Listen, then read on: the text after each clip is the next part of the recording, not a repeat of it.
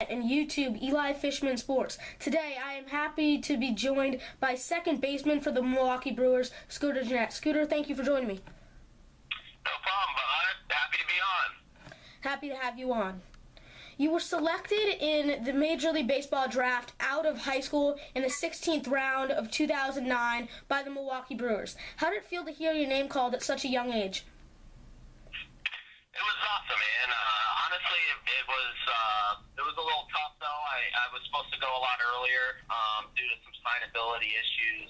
I fell in the draft a little bit. I ended up getting like third-round money, but it was still a dream come true, man, to have that opportunity to get into an organization, especially like the Brewers. It was a dream come true to start that path to the big leagues, and it was just that starting point, and that opportunity alone is something that I definitely cherish. The Brewers gave me that first opportunity to get after it, and to hopefully one day make it to the big leagues. You made your pro debut with the Wisconsin Timber Rattlers, and you got your first hit in your first game. Can you tell me about your first career pro game? Yeah, it was actually a walk-off hit. Wow. Which you can't beat that. I think it was an infield hit, but still, it was awesome, man. It was getting that first hit out of the way is always huge, starting out the season.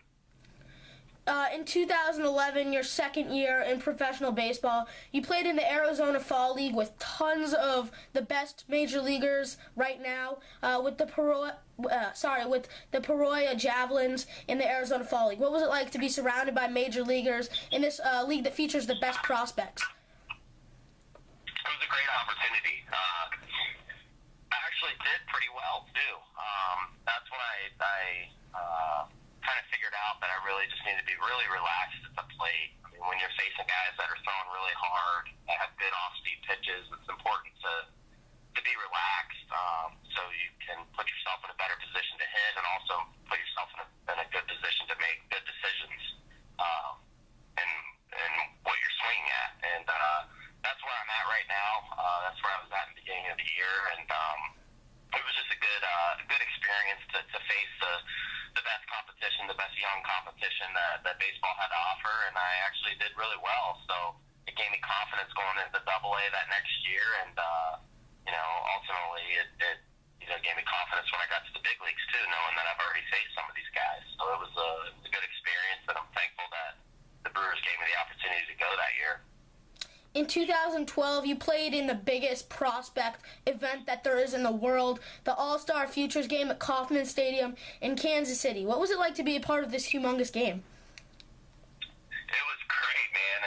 Honestly, I wasn't doing the best at that time. Sitting somewhere around like 280, and I really didn't expect to go. But when I got the call, it was great, man. It was a good experience not only for me but for my family and my friends to watch on TV. All in all, it was an amazing experience. I wasn't that first round guy. I wasn't that guy that had been in those type of events before, and it was new to me, and I handled it well. I actually did pretty decent in that game, and just playing in front of like 40,000 people is just a great experience. It's that big league atmosphere. It's something that you don't really get a whole lot in the minor leagues. And again, I was so thankful that the Brewers gave me the opportunity to go, and it just showed how much confidence they had in me and how much they thought of me to give me that opportunity to go to the Futures game. The next season, on June 23rd, 2013, you were called up to the major leagues. How did it feel to get that call that you were going to the MLB? Oh man, it was amazing. It was amazing. Actually, I was in I think Round Rock or somewhere like that, and we were on the road in AAA, and the manager Mike Guerrero, he called me in the office, and they all know that I want to be out there every day. And when I'm not playing, I'm not the happiest person in the world. And he called me in the office, and he goes, "Hey, you're not playing. You're not playing tomorrow." He goes, "You're not going to be in the lineup." And I'm like, man, I'm all upset. What'd I do wrong? What's the problem? And he's like, "Well, you're going to Milwaukee." And I'm like, what? It was remember. And just giving my dad a call right after was something special too. I mean, it's something I've worked for most of my life, and it's something my family has been a part of, and just to be able to share that news with people was amazing. Just hearing their response, hearing how excited they were, it was unbelievable, and a dream come true. On that same exact day, you stepped on to a Major League Baseball field for the first time. How did it feel to come onto the field, get your first hit, and just be on the field for the first time in the MLB? It was unbelievable. A lot of nerves. Not so much nerves, more the butterflies, more excitement. Just anxious to get out there and play, and just the atmosphere of Miller Park was amazing. I mean, all in all, it was kind of surreal. You dream about that moment, and then it's happening. It's kind of weird. But once you get a few games under your belt, once you get out there and you kind of get your feet wet, it's baseball. It's just at a different stage, different level, and to be able to stick in the big leagues, you have to have the ability to just put all that aside and just play the game. And not many people can do that, and the ones that can, they get paid a lot of money, and there's a reason for that. You have to be able to block all that stuff out and just play the game and have fun. And it's not easy. It's a lot easier said than done. And I didn't do the best job of it at first. I did okay. Got sent back down, got called back up, up and down a couple times, and you just learn and kind of equip yourself mentally to be able to handle it the best way you can, and I've been able to do that lately, and it's just nice to know that you're at the top of your profession, you're at the peak of what you could do with your job, and to be able to have success at the same time is just amazing. I mean, I'm blessed. I have been blessed with the talent to play, but also blessed with good teammates, good coaches, and ultimately support from my wife and my family. So, just 2 days later, you went back to your hometown, Cincinnati, to face the Cincinnati Reds, and off Bronson Arroyo, you hit an absolute bomb for your first career home run in the MLB, just 2 days after you made your MLB debut. How did it feel to circle the bases, and what was going through your mind? Man, it was unbelievable. It was actually the first time that I had been back to Cincinnati for years, and my first at-bat.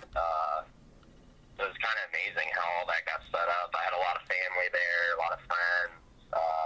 It was just unbelievable, really kind of a coincidence how things happen. And my faith and my beliefs, that's God. That's God just doing his work. And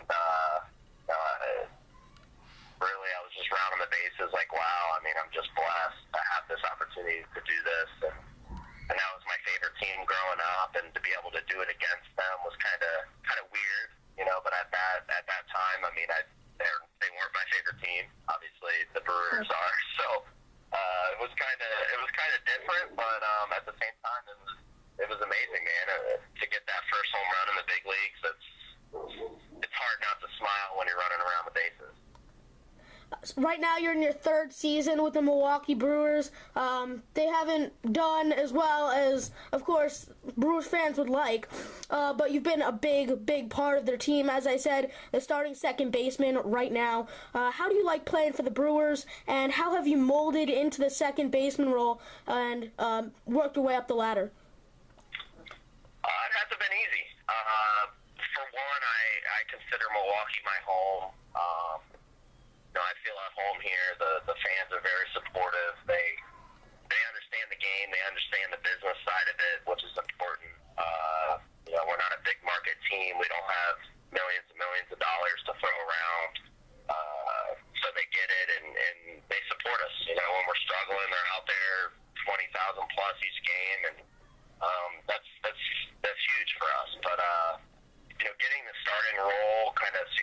a job at second base hasn't been easy for me. When I first got called up, I was platooning with Ricky Weeks, who was, a starter for years, and I did what I could, and then I finally got an opportunity this year to face lefties, and I've done a pretty decent job at facing lefties. I think I'm probably hitting better against them than I am righties. So it hasn't been easy, but nothing's easy in life. If you want to succeed, you have to work. You have to work at it every day. You have to dedicate your life to what truly makes you happy, what you truly enjoy doing. I was raised to give your best effort. So there's no point of doing anything unless you're trying your hardest and trying your best. But, if things don't work out, they don't work out. But at the end of the day, you know that you've done all you can, and you'll have no regrets. So for me, that's what I've been doing the past few years, and it's worked out pretty good. But there's still room for improvement. Every spring training, I'm battling for a job in my mind. There's always guys that are coming up that would love to take my job. So it's important for me to make sure that I continue to get better and have that attitude going into every season. Since you've played so much in the MLB and you're a starting second baseman, you've gotten to face the best pitchers in the world. Clayton Kershaw, Madison Bumgarner, Zach Greinke, all these amazing, amazing pitchers. Who do you think has been the hardest that you've faced, and who's been the coolest? Man, that's a tough question. There's a lot of good pitchers. I would say Max Scherzer is probably the best for me. Nothing that he throws is straight. Everything moves a different direction. He's got the same arm action on every pitch, so you really can't really see what pitch it is when it comes out of his hand. So, you really have to focus on just seeing the ball middle, and it's not going to stay there, but you have to focus on seeing it middle, and, just hope you can put the barrel on it. I would say he's probably got the best stuff that I've seen. I mean, I've faced Chapman, I've faced all those guys that throw extremely hard, I've faced guys that don't throw hard, but they're still really effective. But I would say Max Scherzer is probably the best I've faced. And the coolest? What do you mean by coolest? Who was the coolest to see, step on that mound, made you a little bit nervous to see that guy step on the rubber?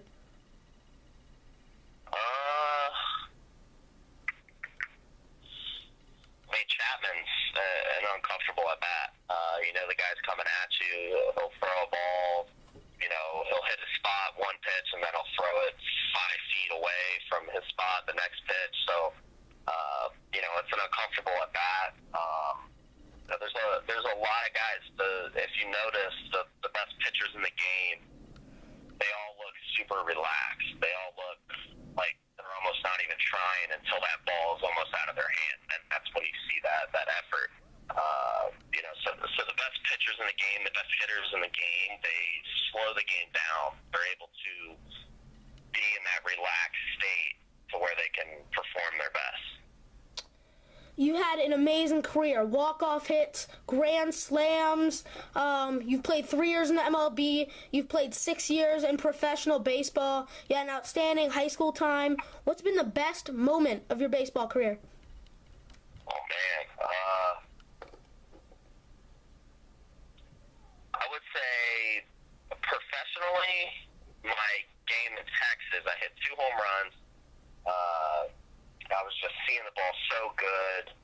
Obviously had the results that game. It was almost like any pitch they threw up there in the strike zone, I was going to barrel it and hit it hard.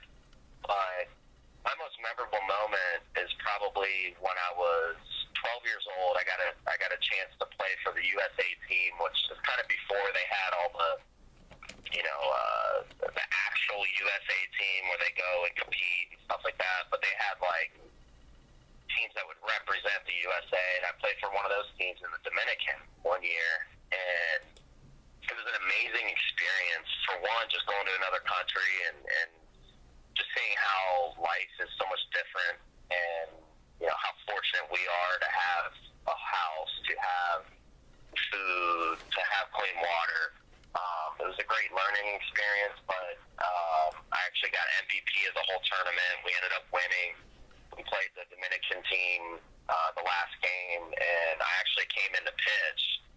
Really? Yeah, I came in and pitched, and I throw a knuckle curve, which you spike your index finger and your middle finger, and basically just flick it at the end. And I was just throwing that because that's all I knew how to throw, other than my fastball. And I had a lot of success, and it was a great, just a great moment for me. And my dad was there, and he actually filmed most of the game. And there was parts, like all the important parts of the game, he like put the camera like down towards the ground and was like cheering, jumping around, and you couldn't see anything. But overall, it was just an amazing experience, not only to win the MVP, but to also,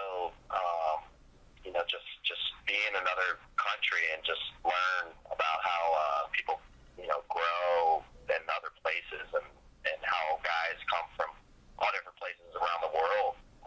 It's amazing. All right, thanks so much, Scooter. I'm Eli Fishman. Over the phone is Scooter Gennett, Brewers Second Baseman. I'll see you next time on Talking Ball.